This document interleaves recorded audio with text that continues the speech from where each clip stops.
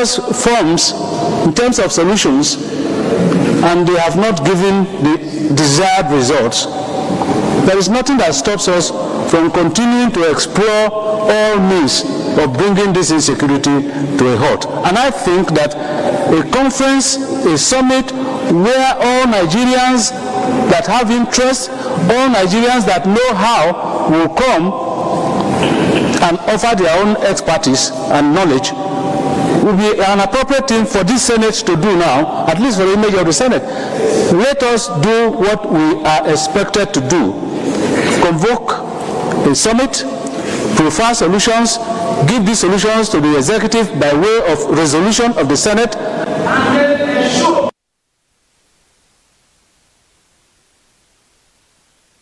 by the executive. I think that way we will be moving towards finding solution to the problems of insecurity in our country. Thank you, Mr. President. So, is there any reason I want to thank you for allowing God to touch your eyes to see me? Because if there's anybody in these hallowed chambers that is badly affected by the security challenge this country is going through, I think I am the one. That is why I co-sponsored this motion.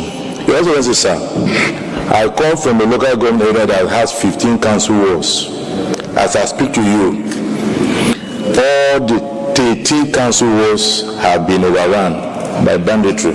And the new style now is that they are no longer posting flags. They take over your land, occupy your compound. They are no longer destroying schools, no longer destroying markets. They are living inside those facilities.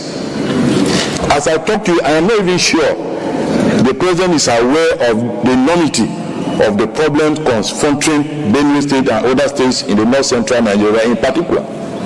So, sir, this is a very serious matter. Time was when these people were hosting flags to establish themselves openly for the federal government to know that there was a challenge. They have now changed tactics. They have taken over most of the states in the north central. And their peers, leaders of these sub-national units, they're not talking, either for fear or being accused of not fighting hard or for whatever purpose. So this security summit is very essential. It's very, very essential. So that we will speak. I want to associate myself with the submission made by Senator Abamuru, that as a Senate, let us come out and tell the world that this is our own position. Let us make recommendations. If there is failure on the part of any other organ of government, let the failure be established on that part of the government. But as a Senate, we owe our people a duty to speak out, to recommend solutions, and then allow the executive to implement or not, so that we will not be completely condemned alongside with any other person who is supposed to play their own rules.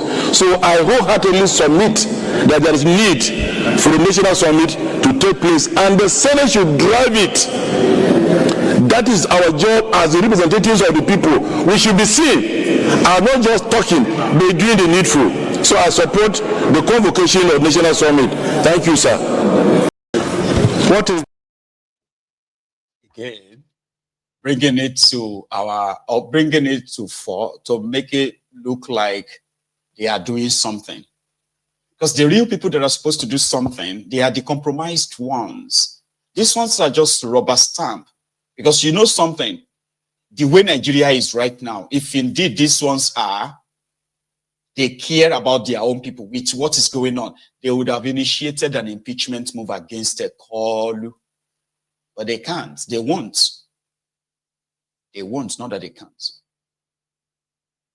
But let's pretend that we are doing something. They had another guy in the House of Representatives claiming that he is also the most affected by this insurgency. Well, he's getting paid like that guy. Those guys that spoke earlier in the Senate, those guys goes home every month with 55 million naira. I hope you know that. And it is legit. Yeah, the whole package that individual person takes home is 55 million naira, every one of them. Yeah, inflation has affected it as well. You know what I mean? That is why Oji Kalu, the ex-convict, claimed the money is not really enough. It may sound big, but it's not enough, according to him. But their junior colleagues that take home nearly 40 million naira every month, it's also from the troubled area. Did you hear the one that said his own community, in one of the local governments in his area that has 15 wards, 13 of those wards, communities, villages, and all that have been overrun by these terrorists. He doesn't even go there himself anymore, I bet. Like, he won't go there. It's a risk. But he's telling the Senate to do something when the Senate is just a rubber stamp. You know that they are just rubber stamp for Tinubu. Oh, bring in the chief, the service chiefs, really. So those ones can now come and tell you that how much they are working so hard. Damn it. But listen to this other clown from the House of Representatives on the same matter. Allow you to speak. We only take one more. And I think since you are from Borno, let's allow you the person. Doctor? Hey, but you're from the same state. I'm not sure you're going to speak on the same subject matter. Mr. Speaker, please go ahead. I represent the extremely displaced and highly victimized constituency of Chibok, Dambua, and Goza. Mr. Speaker, honorable members on record, including the 82 not yet recovered Chibok girls. Mr. Speaker, I'm talking as a victim of the recent resurgence of an insurgence of Boko Haram. I was in my constituency on Saturday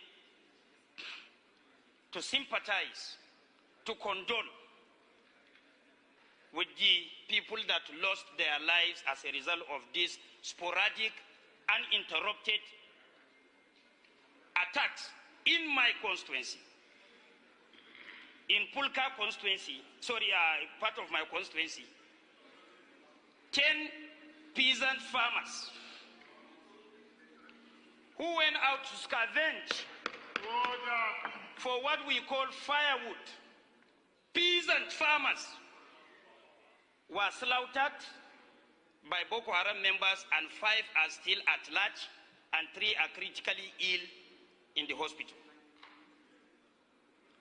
In Chibok, 14 peasant farmers were attacked in their community. In less than a blink of an eye, they reduced 14 people to 9. As they are running, these people are running with their brand new motorcycles, using brand new AK-47s to kill people while they are running for their own lives.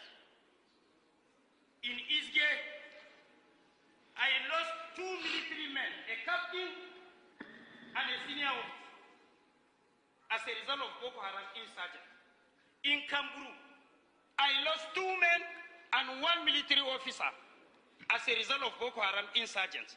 In Wajiroko, I lost so many constituents. We lost so many constituents because Boko Haram is using armed drones. Let it be on record. They are using armed drones, weaponized drones, which the Nigerian army is not using. In other words, they are more sophisticated and advanced than the Nigerian army. Lastly, I lost people in Wajiroko. We lost people in Wajiroko as a result of Boko Haram insurgents. This is the few I can give you, just a tip of an iceberg as far as my constituency is concerned. I observe one thing. Boko Haram is fast coming back, worse than what we had in the past. Take it or leave it. Boko Haram, ISWAP, or whatever name you call them, they are coming back. Let us do something serious in order not to go back to our days when 22 local governments out of 27 local governments of Borno were occupied by Boko Haram. Secondly, Mr. Speaker, honorable members, we should be complacent. Rome used to be the greatest empire on the world, but it was destroyed by the complacency of the Romans because of their inability to take things serious to deal with their enemies. So as I'm speaking to you, Personnel, there are no Nigerian army personnel. They don't have enough personnel to face these boys. That is the truth. They are committed. They are very strong in their own stand. But unfortunately, they don't have enough personnel and equipment to face the Boko Haram. I have seen it. Nobody reported it to me because I went to my constituency on Saturday and... How many times would they tell you before you know that Nigeria is not for you? Ah! Now they never leave you. They have left you behind. Photo, not be juju be that. Sorry, oh. May God not allow them, make them kill you. 70 years old man. Now mumu na too much. You be mumu. You think say they wise. Nigeria is not for you. And that is not just an ordinary statement. It is prophetic. You just need your mind intact to process it and understand what it means. We all know that we are all trapped in this contraption. We do not have any alternative that we can say, oh, this is our alternative. So some of us have created in our mind the kind of a country that we want to exist and call our own. So we tell you that they are Biafrans, even though they are still trapped in this contraption called Nigeria. Until that time, the only way they can put themselves and keep themselves in a better place is to say there is a better place, and that place is Biafra. There is going to be a better place. That place is Yoruba nation. Or there will be a better place. To some, that will be when the establishment collapses and people actually decide if they still want to be part of this contraption or they don't. Well, you heard him. He's from the real deal in the northeast of Nigeria, Borno. There are evidence of the recent powerful attacks of these supposed decimated Boko Haram fighters. So he said they seem to be coming back. New bikes, new guns, new this, new that. They have been regrouping for a while. What about Tinubu? Is he even aware? The last time he was in Katsina, he told the military there to do everything within their power to recover the lands that have been occupied now by terrorists. How many of you know? Okay, maybe there are some of you who do know. Oluwo knows, because Oluwo is a veteran here, right? So, that some part of Nigeria are not under Nigeria anymore. Okay, I'll keep reminding you. From Kwara State to Oyo State to Kirby, from Kirby straight to Niger State. Niger State in the Middle Belt to Plateau State, to Benue State, to Taraba, to Yobe, and on when you keep going to the Midwest. Sorry, not Midwest. To the Northwest of Nigeria, Sokoto, and along that line as you are going, Jigawa, you get to all these other. I'm telling you a true story. They still exist pretending that they have governors, but in those states, there are places where the Nigerian security agents no longer dare threat. Those are the areas that before things got so bad, finally, right? Because whenever the terrorists were to strike, they usually have to go to military barracks nearby, police station nearby. They will first bomb the place, shoot everybody, release detainees, take whatever weapon they can take. They can kill all the policemen they found in that compound. So from there, the Nigerian police now improvised. Sure you get. So instead of saying we are providing 24 hours security for people in the troubled areas, they had to change because they were losing their men. Nobody wanted to get posted to that part. So they now said, you know what? First thing first. And this was like, way back in 2016, precisely. So they started doing what they call the rotational shift. So the police stations in those areas were now closing at 3 p.m., 4 p.m. for security reasons. So imagine You have a community that you have policemen that are supposed to provide security, local policemen to provide security for you. But you realize that you need to go and report any crime to them before 4 p.m. because they have to close by 4 p.m. for security reason. Police, they shut. Police station, they close at 4 p.m. for security reason. I don't know, say, around that time, everybody is on his own. Those areas are called ungoverned areas. Now, you will never see police station. You will never see military checkpoint. You will never, in like tens or hundreds of miles away from those communities. The roads, they will tell you, don't no pass that place again. No, nobody they pass that place again. No. If you pass there, they grab you. About ransom new in Nigeria today. But Tinubu and his gang don't really see it that way. To them, if they say everything is fine, everything is fine. If we don't react to all these killings, when they kill soldiers, don't say anything. A day or two, everybody will forget. But if you say something, people will not forget what you say, which is true. How many of you can tell me what Tinubu said about all the soldiers killed by the Fulani terrorists, by the Boko Haram? Do you even remember some of them? Do you? Exactly. But assuming that Tinubu comes out and say, oh, we must find those who killed them, you will remember what he said. So they are kind of like, deploy another strategy. Is that even like a right thing to say? It's like I'm praising them because it is like perfecting the art of incompetence. In this case, you know what? Don't say anything. So that people will not be asking you, what is the update? Have you now arrested those people that carried out the terrorist attack in Sokoto, carried out terrorist attack here and there? Just don't say anything. If you don't say anything, a day or two, people will forget. They will move on. And that's what Tinubu and his gang have been doing.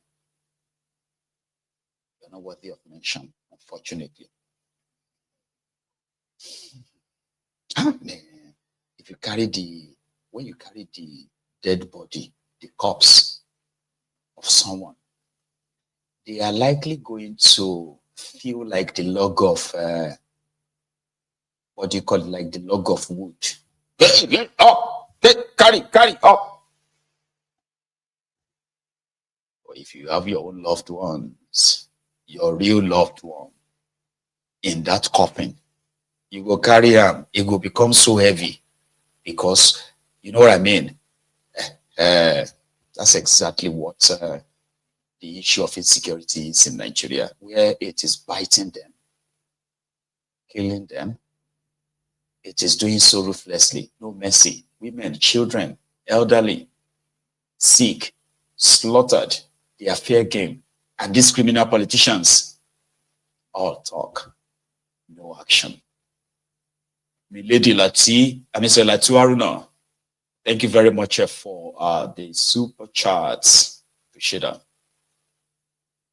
So Peter Obi was at Edwin Clark's kind of, I don't know what it was. I don't know if it's a requirement or if it is wake keep.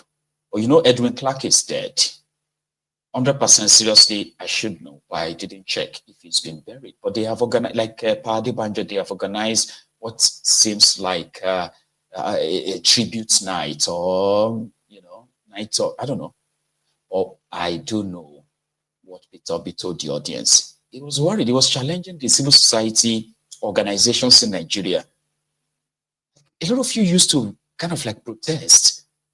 Like Nigerians could count on you whenever things are not going right to come out, mount pressure, and possibly, right, impact on the policy of government that, makes them feel like they got some power. But that is no longer happening.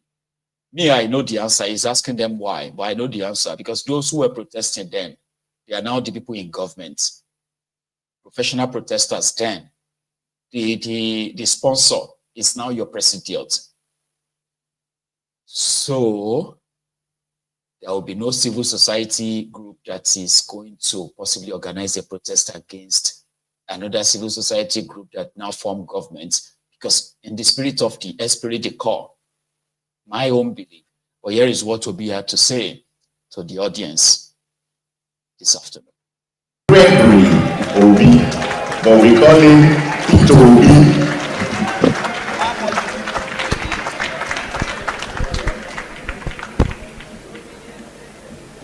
Your Excellencies, and our dear Father,